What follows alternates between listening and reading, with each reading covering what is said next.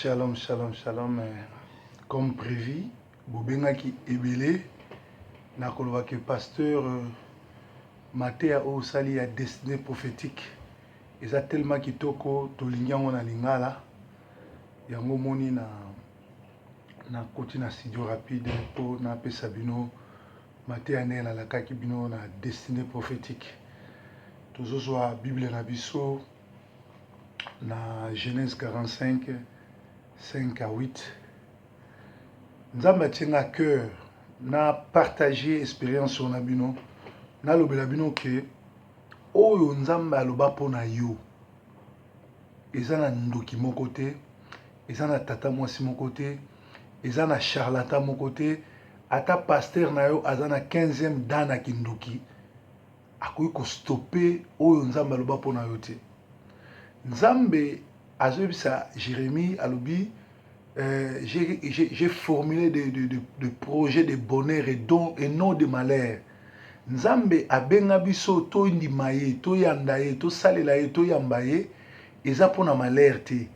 Eza pona kotiaka mutu na mutu, maboko na mutu te, eza pona kolelaka te. Mais Nzambe akeli biso na ba projet ya ba bonheur. Yango moni na croix ya Golgotha, alobaki tout est accompli. Tout est accompli, c'était pour ton mariage, ton élévation, ta réussite, tes papiers, ton foyer, ta vie sociale et ce qu'on a dit, la réussite totale qui est l'apothéose d'un enfant de Dieu et sans oublier les royaumes des cieux. Alors, mais les lots, oh, ils ont battu belé, bazo y bâti makamni nzambe, azo bela bango. Alors, bien aimé, nzamba tiningai na yeb sabino qui est différence entre vérité et réalité. Alors, na pourquoi les lots? To na évité Ernie Boutalango na moito na journal lelo nzamba ko yebso que réalité ali que lelo peut-être aux ba séjour té réalité lelo yali peut-être aux botate réalité lelo rose alozana boloko parce que bengo prisonnier mais dans 5 ans au comme président de la République dans 5 ans au cause de nationalité mboka yozali dans 5 ans au comme maman passa lelo bazo bengo maladif lelo bazo bengo akufa lobi dans 5 ans yoko koma makasi lokola libanga parce que nzambe na bomoi azana kosala donc nzambe azali nzambe malamu nzambe tanga azokela biso pona ba projet malamu azokela biso poto zala elengi poto zala bien. Figurez-vous na lisolo ya Job na Bible na Satan. Tant Job basolo na Satan avant basolo avant Satan ko attaquer Job. Nzambe na Satan bazo solola. Nzambe atuni Satan. As-tu vu mon fils Job? Satan lobi, oh Job il est béni. Azo sali la yoza fidèle parce qu'il est béni. Donc Nzambe alingaka bénédiction bana na Nzambe. Eza mabete ozala béni. Mais bénédiction monene ya Nzambe zali âme na yo, corps na yo na esprit na yo, soko pesa mo pa nkolo Yesu. Wana ndeza bénédiction en âme et en esprit. Alors, toujours, il faut la Bible dans la Genèse 45. Genèse 45, Genèse 45. Genèse 45, je vais lire 5 à 8.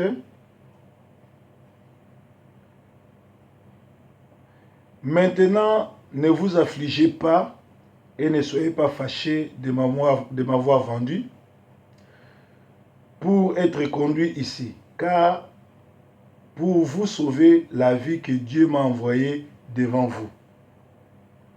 Voilà 2 ans que la famine est dans le pays, et pendant 5 années encore, il n'y en aura ni labour, ni moisson, mais Dieu m'a envoyé devant vous pour vous faire subsister dans le pays et pour vous faire vivre une grande délivrance. Ce n'est donc pas vous qui m'avez envoyé ici, mais c'est Dieu qui m'a établi père de Pharaon, maître de toute sa maison et gouverneur de tous les pays d'Égypte. Hâtez-vous de remonter auprès de mon père et vous lui direz, ainsi a parlé ton fils Joseph, Dieu m'a établi seigneur de toute l'Égypte, descends vers moi, ne tarde pas. Amen. Oyo, ezali finalité ya masolo ya garçon otobengi Joseph. Joseph azalaki aimé na papa na Israël ou azalaki moka ba prophète azalaki komona Jacob azalaki prophète en Nzambe atongi tiniki atongi elamba alatisi Joseph elamba ezana ba multicolore pona kolakisa ke na kati ya mwana oyo ba diversité ya don yali na kati ya mwana oyo aza prophète azali danser aza boye na kati ya mwana oyo tous les 12 tribus ya Israël ekofukamela ye parce que aza mokonzi. Alors Nzambe akelaki Joseph pour na destinée mo prophétique, pour na destinée mo monene, pour asala makambo minene, pour sauver famille na ye, pour azala libérateur. Mais na vie à Joseph, ba ennemi à Joseph eza ba tata mwasi te, ba ndoki ya quartier te, ndoki église te, pasteur na été mais ba ndeko na ye moko. Kolo ye Joseph sabiso que l'homme aura comme ennemi les gens de sa maison. Soko sale la Nzambe ya solo, persécution, sabotage, bakuba, ezali lifuta ya mosali na Nzamba solo. Mais Bible zoba celui qui persévérera jusqu'à la fin vaincra. Et loko ya makasi na biso bana na Nzambe yali ko persévérer. Bakuya koya na gauche na droite. Un gagnant ne lâche jamais et un lâche ne gagne jamais. Voilà Matthieu tozwa kibongo et pas Rockman na sendwe. Un gagnant ne lâche jamais et un lâche ne gagne pas. Si vous avez lâche, vous allez gagner le côté. Alors, ce qui nous a ce qui nous a poni yo, a rotina ba prophète na ba serviteur ne ba epsayo, mais diable a rosala ne sengote, a rosala tout à décourager yo, a rosala tout à l'action koza nul, a rosala tout à epso kezo simbate.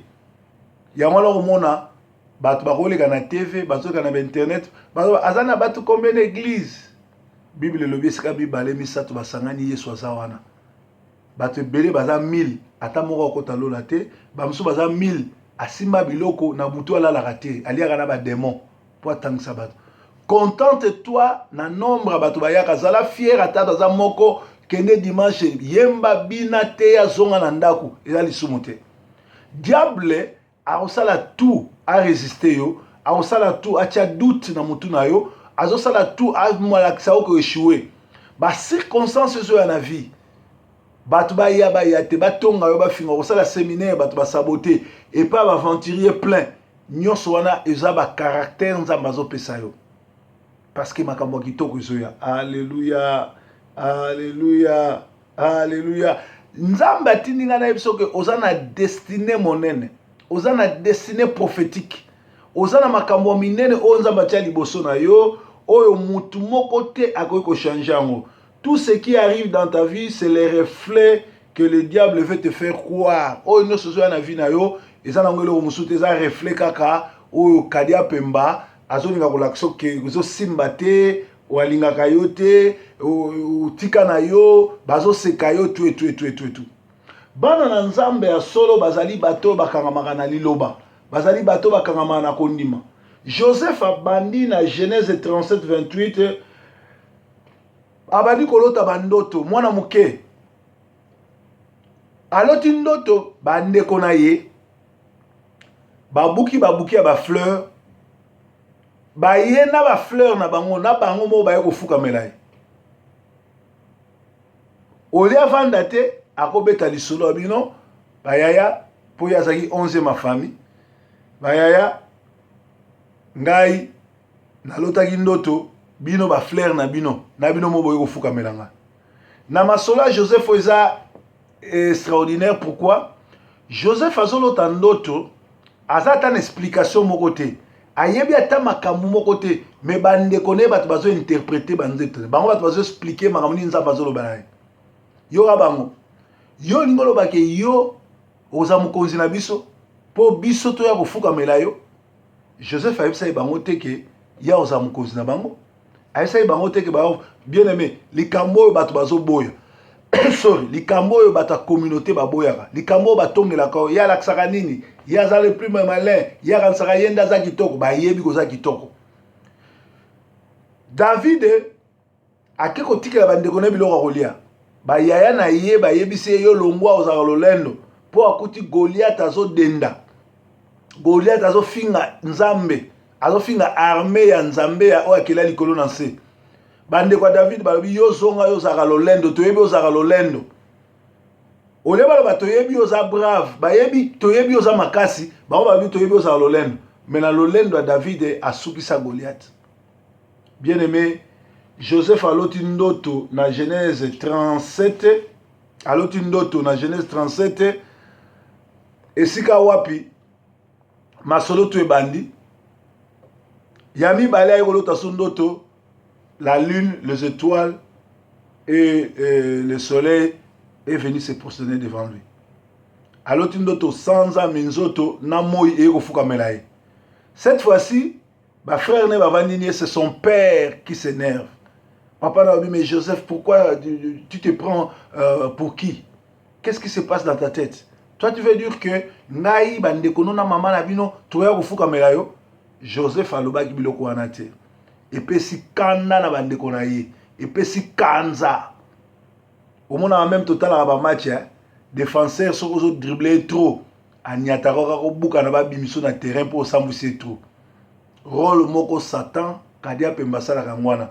Tellement zo dribbler ye, tellement côté ba gauche ba droite et puis si kanda azo nga bosila nayi. Yango mona likamuke toko fundo la police toko do bazo luka bango ba lié na butu ba bomayo, ba ye na butu ba lalisa bazo kokote ba kanisi police ba yo sisa na moyi. Oya za nzambe moto moko akoki kosimba ete liwe koki toucher ete ti makambo oyo nzamba aloba na vie na ye ekokisama. Balobi oyo le loin de l'Éternel, l'homme de la promesse ne meurt jamais. Mwana likinda, mwana ba promesse akufaka te. Soki nanu asilisi musala na ete Jean-Baptiste akokufa te. Le fils de la promesse ne meurt jamais. Alléluia. Joseph bandeko na ye epesi bango likunya. Balongoli elamba oyo papa na tongelaki ya multicolore. Balatisi elamba besclave. Banani bazo salango bandeko na ye. E bazwi opportunité wapi tango ba Joseph akeko tikela bango biloko kolia. Bien aimé. Na vie na yo avant o koma Pafnat Paneya mutu alakisaka nzela bato bazaka nsima na ye. Avant au comme père na maison ya pharaon, avant comme gouverneur à ville Égypte et sengeli na yo o le kananzela kolata elamba esclavagisme. Elamba esclavagisme ezali moto oyo azo intercéder pour na bato mosusu. Moto asala kazo sunga babola, azo sunga bato bazana Kinshasa, moto alelaka pona masuma bato mosusu. Moto azo lela pote église lelo bato bazo lata bazo ya église bolumbu pe bazo bomwana te ba pasteur bandoki ba kote na église yozo lela po nzamba soko l'église. C'est ça être esclave. Yesu alobi nazana lisumu moko te, nazana problème te, mais na lati masumu pona sauver bino. Yesu azaki nzambe amikitisi alati masumu po to sauver biso. So ezande mwana na esclave awa nazote ya bino esclave oyo bate ya bino pa nganga ba mama olangi te, mais nazote ya bino esclavagisme oyo ya spirituel. Tu intercèdes pour les autres, tu plaires pour les autres. Net ba noir lelo ba koma esclave ya bato ko intercéder pour na bato ko ba crime oyo ba mindele ba osala biso to koma osambela po esila. Mboka na biso za na ba richesse na nyoso ba tie biso en quarantaine ba bomaka biso po na ba richesse biso zana. Alléluia. Balatisi elamba esclavagisme. Bateki lokolo esclave. L'air bateki lokolo esclave. Joseph a commis dans ndako Potiphar. Potiphar a matisi grade. Alatisi elamba ya chef à esclave. Bien aimé. Mwana na nzambe esika nyoso atiaka makolo. Mwana na nzambe nyoso ya simba ke pa mwamaka. Bible lobi tango Joseph a commis dans ndako Potiphar. Nyonso azali ko simba ezo pamboma. Joseph Potiphar alobi mutu oyo akomi mukonzi ya esclave na ngai. C'est-à-dire soki ozana bénédiction nzambe, sozo tamola na nzambe, bakosala baku, bakobundisa yo na moi to na butu, bakoya na nzela mo bazonga na nzela sambo po nzambe ya oya kela likolo na nse. Adonai, El Shaddai, Yoshua, Hamashia azobatela yo. Et le lion de tribu de Juda, azali boso porte na yo. Makila maeso etangaki na Golgotha, ezo couvrir yo na bana na yo. Baya na moi, baya na butu bakuta, le lion a telema azo kengela yo. Alors, ba latisi elamba tiniki ya chef ya esclave, na Genèse 39, 19, tunique de prisonnier.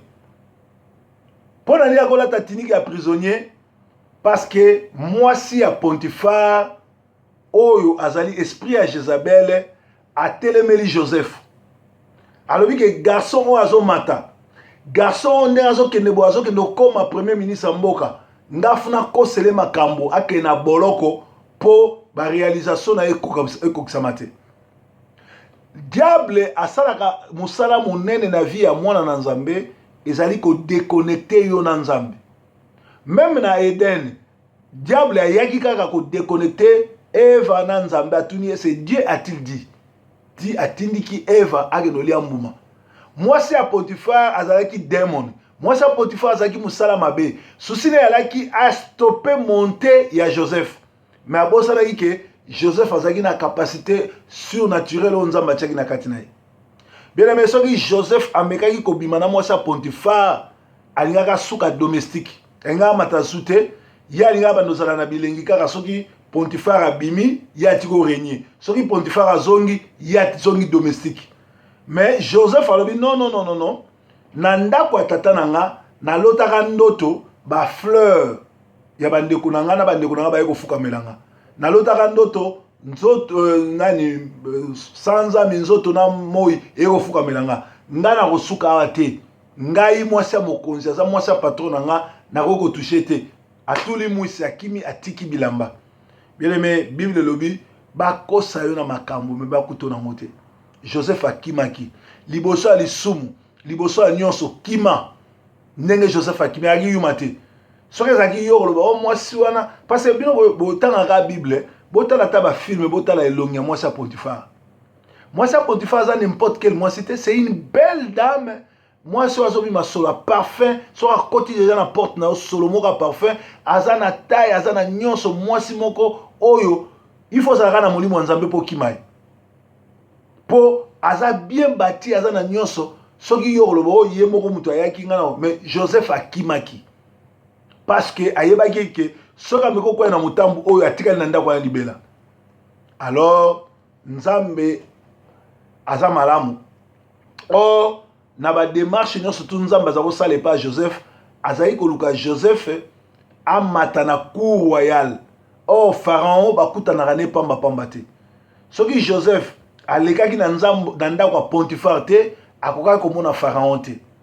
Alors bake okotse na boloko balatisi etiniki ya ba prisonnier. Genèse 39 19 ezebisa biso balatisi etiniki ya ba prisonnier. Pe ezali tiniki ya suka oyo Joseph alati na vie na ye etake mutapasi. Bien aimé, prison, désert ezali lié ya miracle. Ezali esika tokomona ngolu na Nzambe. Bana Israël 40 ans na désert, chemise moko, pantalon moko, sapato moko epasuka kite na tongo bazali kolia mana, bilamba na bango ezako nzuluka te, bilamba sapato na moko epasuka kite po ezalaki lié ya miracle. Prison ezali 4 murs esika moto akenda kokuta na Nzambe. Na mokili toza trop pris na prison esika moto azaka ye face à Nzambe. Pe bato ebele bakuta na Nzambe na prison. Kolela lela kate soki okoti na prison koza ya molimo. Prison muso koza bokauki, prison muso koza désert, bato bakimi yo l'église, ba bebisi réputation na yo. Tango bazo bebisa réputation na yo basala eloko mibale, bazo sala publicité a kombo na yo. Bato bayebaki yo te bakomo yebo mutu mabe, bakomo yebo mutu mabe, bakomo yebo mutu mabe. Mukolo yali na ba circonstance Nzamba bano laver sikoyo réputation na yo. Lokola bayebi yo témoignage muso bano bazako koselemaka, bazako koselemaka. Okokamwa réputation wana, ozaki na 2 personnes église. Église est tournée dans 100 personnes. Parce que bateau va même une réputation à mabe, bah ça là qui peut propagande pour bateau ba yo. Et si koyo propagande wana basali et fouti bateau ba yo découvrir yo koza mutu malamu ba yo kangama na yo. Bien aimé, Joseph a koti boloko. Joseph ayeba ke sili pona ye azana de côté ayebi mutute Potifar azali azali kola nani directeur à maison civile à président de la République. Mais sora tio na boloko nani kaka ye mto ya obimso soki yete nani ya obimsa Joseph Aïbaï ke sili.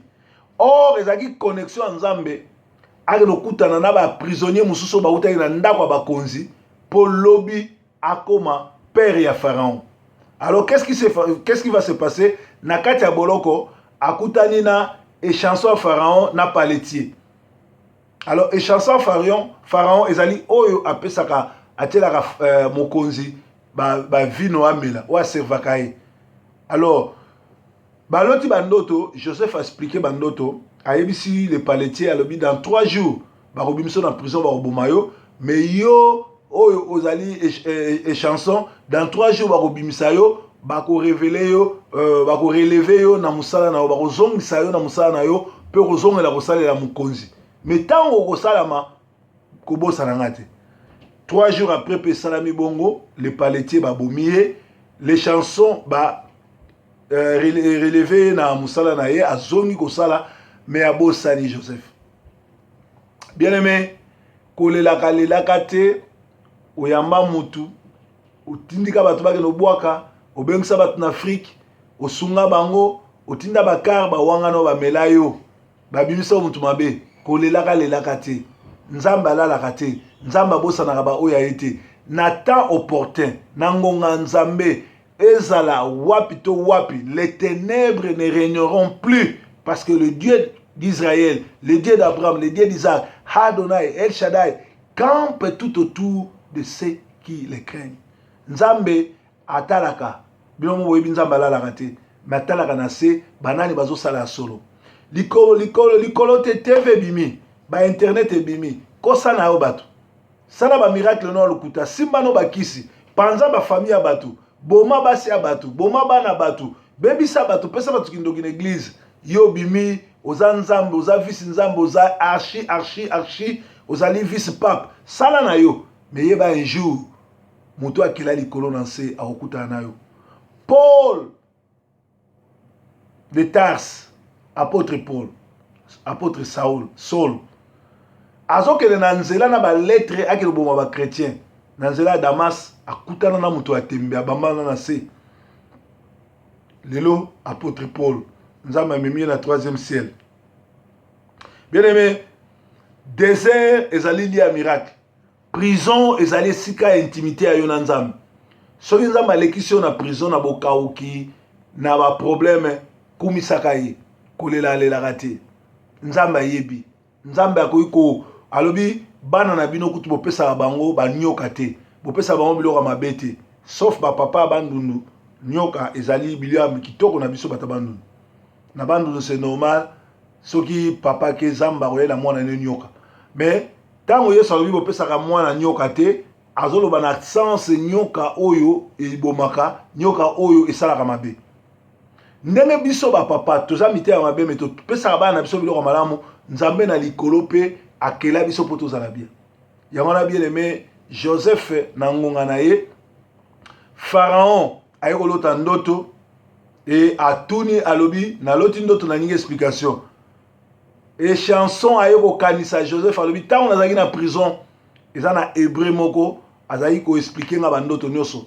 baki kobenga ye Bible ezoloba na Genèse 41 totanga Genèse 41 ezobisa biso tobandi na 14. Pharaon fit appeler Joseph, on le fit sortir en hâte de prison, il se rasa, changea de vêtements et s'est rendu vers Pharaon. Alléluia. Je m'imagine Joseph banda kota boloko. Bible ezobisa biso tasala combien d'années? Na boloko ezaka na position soko oza prisonnier, soko oza na misala miki osala kuna te ngolo na ngolo, phase na phase. Po biso pe leto yebaka nzambe te tokota ba boloko neti ya ba Allemagne wana mokota tokota ngo na ngolo na nzambe tobima toyeba nzambe tokozonga so na boloko te. A moins que nzambe aza na mission particulier atindanga na ginote na kati mais na limite na kozonga susu. Po kuna ezaka position olali pongi ezaka mulai tongo ezaka mulai donc position moko Joseph azokanisa bandeko na ye azokanisa bapromese ya Nzambe ayoka kaka porte efungwami sikoyo le porte efungwami nani atindi ye Pharaon eloko ya liboso nini balongoli ye elamba tinike ya baprisonnier dernier tinike alataki na vi na ye batindiki ye salon de coiffure oyebi ntango ya impere ntango ya Mobutu soki ozokende okutana na Mobutu donc tailleur na ye couturier na ye akozwa yo mesure sérieux ezali soki arzoni soki nani azwi yo mesure balatisi yo bapesi yo parfum tout et tout et tout Joseph basokoli ye bapakoli ye parfum balatisi ye bilamba azoki ekutana na Pharaon Pharaon ayebisi ye naloti ndoto boye Joseph apesi explication ya 7 ngombe ya mike na nini na banini apesi yango explication c'est là qui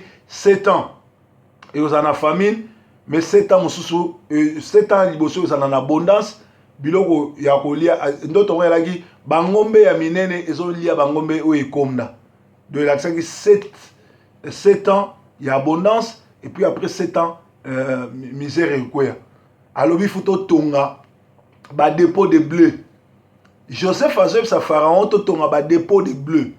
Dépôt de bleu n'est autre que la vraie parole qui tombe du ciel. Parce que Jésus-Christ c'est le pain de vie. Le pain de vie. Jésus-Christ c'est le pain. Basala ka mapana bleu. Yo mosali na nzambe lezoteya yaka na parole de vie, la parole qui sauve. Koyela biso ma solote, koyela biso ma aventure, koyela biso ma sapote, koyela biso songi te. Parle de la part de Dieu. Lelo ekoma masapo na masapo masolo na masolo kosenga na kosenga mosali na nzambe solo akoluka te bandimi bafuta ifo luka nzambe wazwa na musala afute mbongo oya lelo ekoma mate ya 20 minutes kosenga mbongo 3 heures du temps bosenga ba mbongo botonga botel botonga banyoso bino tina 4e génération na bino bozalaka bata pasi bosambisama po boza escroc Nzambe bayibaki te. Alors, Bible Sabiso, dans Genèse 41, 14, Pharaon fit appeler Joseph, on les fit sortir en hâte de prison, il se rasa, changea de vêtements et se rendit vers Pharaon. Joseph a comme que solo là, na Pharaon, l'homme le plus puissant de la terre, a solo une face à face. Les bas solo une sili, Pharaon a essayé na toké na 40 Pharaon dit à Joseph, vois, je te donne les commandements de tous les pays d'Égypte. Pharaon ôta son anneau de la main et les mit à la main de Joseph et les revêtit d'habits de fin lin et lui mit un collier d'or au cou. Il les fit monter sur les chars qui suivaient les siens et l'ont crié devant lui à genoux. C'est ainsi que Pharaon lui donna les commandements de tous les pays d'Égypte. Il dit encore à Joseph, je suis Pharaon et sans toi, personne ne lèvera la main ni les pieds dans tous les pays d'Égypte.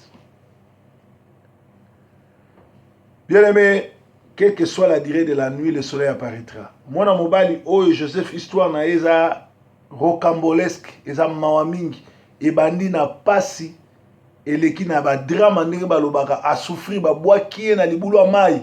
Bangi ba bomaye Simeon de kona sauvaye pour ba frère ne bangi ba sila na ye. Likolo ba grâce.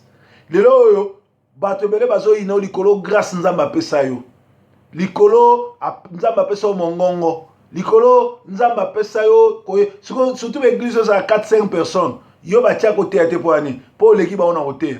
Parce que bango so ba côté ba robeta masapo. Mais yo so côté ya oyaka kofongola bango bakokite alors so bakokite bazaka na humilité te ya koya koyekola bakomi kotielo bakala mais yo oza pafnat faneya moto alakisaka nzela bazaka nsima na ye Joseph ntango apesi solution Pharaon alati ye bag alati ye chenette na kingo alobi ngana yo kaka trone ezokabola biso na mboka oyo mutu moko te akoki kotombola mosapi sa yo yo mutu okonome babiloko nyonso Joseph a commis l'homme le plus puissant. Bien-aimé, naina bisoli kamoko. Oyo yo lota yango yo kokisama. Oui Joseph, bandoto na azakolo tangwa bandoto Joseph azakolo tananda kwa tata na ye eye ko kisama na Égypte ezaki pays moko développé ndenge lelo Canada ezali ndenge lelo Angleterre, France, Belgique, Hollande, Allemagne, Amérique, Sydney, Japon ezali. Mais ndenge Afrique du Sud ezali. Mais donc Joseph bandoto azakolo na mbeto papa na bango na Kana eye ko kokisama na Égypte. Ngai pe nazo ndima nazo croire que bandoto yo zakolota na Kinshasa, bandoto yo lota na Kikwit, bandoto yo lota na Mbujimai, bandoto yo lota na Kananga, bandoto yo lota na Kenge, bandoto yo lota na Kisangani, na Kenya, na Bunia, na Afrique du Sud, na Bakongo, na Katanga, na Nimiteke, na Brazzaville, na Pointe-Noire, na Nimiteke nzamba ko memo na poto na mboko oyo po ya kotelengana. Nde na mona bato musu ba sesangana. Mona mutu ozoke ne feti ba invité ote me olati pe ozu mwasi na yo ozoya. Ba invité ote. Oza osesangana, ozanga valeur. Omona mutu ana poto soka fongoli munoko makambo azoloba ondima te me muto akomi na poto ndenge nini. Alors Joseph anyoka maki bandoto alotaki na ndako na bango ya ko se réaliser na poto. Bien aimé yo zo na na lingi bandoto za kolota na ndako a père na bino se réaliser. Yo za Joseph a famille na bino, oza Joseph a quartier na bino, oza Joseph a Kinshasa, oza Joseph a quartier na bino, a famille na bino. Nul ne tiendra devant toi parce que nzambe o abenga yo, aza nzambe monene, aza nzambe makasi, aza nzambe malamu. Ata lelo ezo simbate, ata umeli, ata bazo sekayo. Bien aimé na elio message, nzambe alobi 2015 oyo, nenge sili 2015 pe mikolo etikali. Mikolo etikali. Lelo tozali le 22. Lelo tozali le 22 décembre. Totikali na 8 jours. Nzamba ko visito na kati ya mikolo avant to koma 2016. Pe nzamba zota sangaki ya 2016 eza année ya bes exploits, eza année ya mapamboli plus. Oyo nyonso toza ko kosala te sala po nzamba za na yo parce que yo ozana réalité, ozana bato faut sauver, ozana bato faut aider. Joseph aye na Genèse 45 azoyeb sa bandeko na ye parce que qu'est-ce qui s'est passé? Nzale koti na mboka bandeko a Joseph baye bato balobaki toteka ye totala soki rêve na ye eko se réaliser. Benemi na biso batamite mamabe souci na bango ezalaka kaka est-ce que rêve na biso se réaliser? Est-ce que vision nzamba pesa ye église eko tenir? Tokende te tosala complot po akanga, tokende te tosala complot po alemba, tokende te tosala complot. Bien aimé, oyo nzamba loba moko te akolongola yango, oyo nzamba laka moko te akobloke yango, oyo nzamba pona moko te akolongola yango, oyo nzamba loba ata baye kobina na porte na yo, ata baye kosuba liboso église, ata babwaki matière fécale, ata bapanzi sangono mabe, soko oza ya nzambe oza ya nzambe. Nangonga nzambe bakokanga munoko. Bandeko ya Joseph balobi toteka ye totala so ba rêve ne ko se réaliser. Bien aimé ko partager ka ba rêve non na n'importe qui te. Oh to yaka nzela moko, oh to zaki ba voisin, oh to ba camarade, yo zolo to le ndoto, zo metele ndoto ngana osala compagnie et ba kotsa $100,000, $100,000. Ya osepelana entre ta ya za na vision ya 2000. Ya zo luka 2000. Eza ba tonso vision na eza atamola na car ya $200, muso ya $300. So yo obetele masolo ke non ngande na boye nazo luka na bimisa range o ya mikolo yo vo eza 36,000. Mais on mon aventurier a ruina yo. Parce que y a vision il y a son car à 300, 400, $500. Yo zo betele masolo car à 36,000. Mais au comme il n'a pas problème na yé. Pourquoi? Parce que au quelque solo là na n'importe qui là. Soko comme une sika bato bazana niveau moko na yote. Ozana biloko mi balé osala. Tu te bats ou tu fermes ta bouche. Soko comme une sika bato bazo concevoir makamune yote. Ozana deux options. Ou okangi monoko vani niende to baba ou olongwe place wana okei. Parce que soki omeki ko fongola monoko bato bayanzela makolo, bato bayanzela Nigeria, batambola banyoko mapasi wana nyoso boyo kutana bako kiti soti na niveau na bango. Bien aimé, oza Joseph a famille na yo. o nzamba loba pona yo tata mwasi te noko te pasteur te chef du quartier te chef à communauté te bandoki tout botala neti nga na ministère na ngai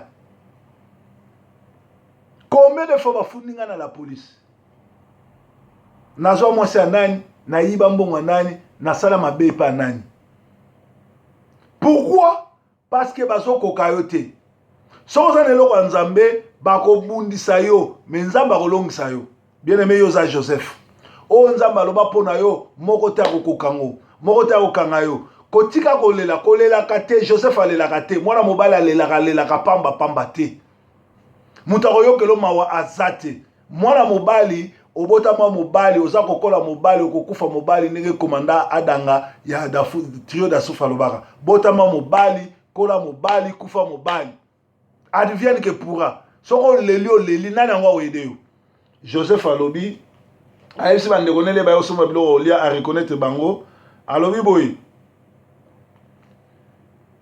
tobandi na Genèse 45:5 alobi maintenant ne vous affligez pas et ne soyez pas fâchés de m'avoir vendu pour être conduit ici car c'est pour vous sauver la vie que Dieu m'a envoyé devant vous. Bande kwa Joseph le bazokanisa bazoteka Joseph po akufa nzoka bazotindika ye po sauver bango. Bato yo okobongisa bato yo ozobunda pona bango ka nde bazaka ba ennemi na yo.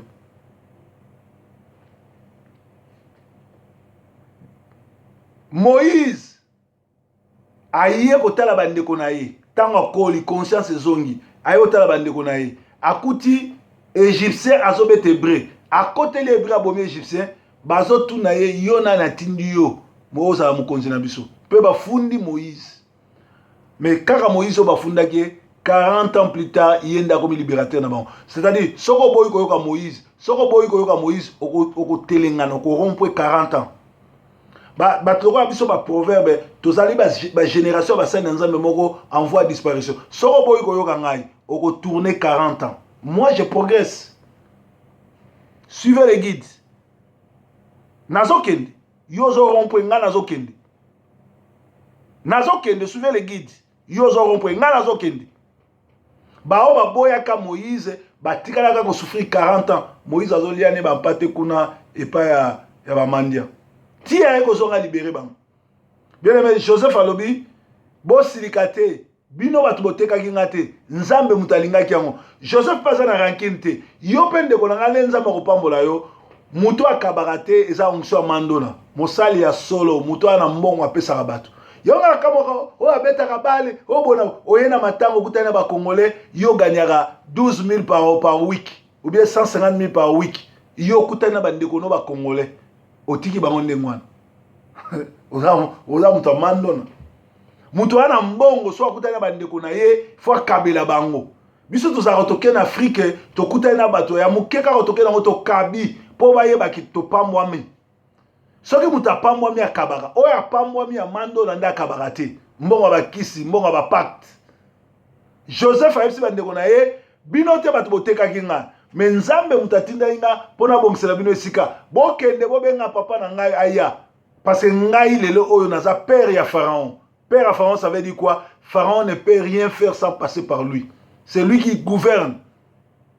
Nalingi bana na biso babotami yao bana na biso bakoli yao bazala ba ministre ao babima ba MP babima ba professeur babima bazala ba talent ao ba journaliste banini toboyi bana basima bambeli toboyi bana babota bibota bana basisa ba classe bana bapambwama parce que bazali ba Joseph ya communauté na biso bazali ba Joseph à Congo bazali ba Joseph oyo bako libérer mboka na biso toboyi bana na biso bakota na ba négativité tolingi grâce ya nzambe makilo tangai na Golgotha ekita likolo bana na biso epambola bango enetola bango parce que Joseph ayaki po sauver bandeko na ye abana kotangela bango masumu te aloba ite ke boteka kinga Joseph alobi que c'est donc ce n'est pas vous c'est Dieu qui a voulu afin que je sois ici pour vous sauver bien aimé soki yoza na poto ezana bazar notaire ils ont un courage noté na il faut personne non nzamba atindikaki yo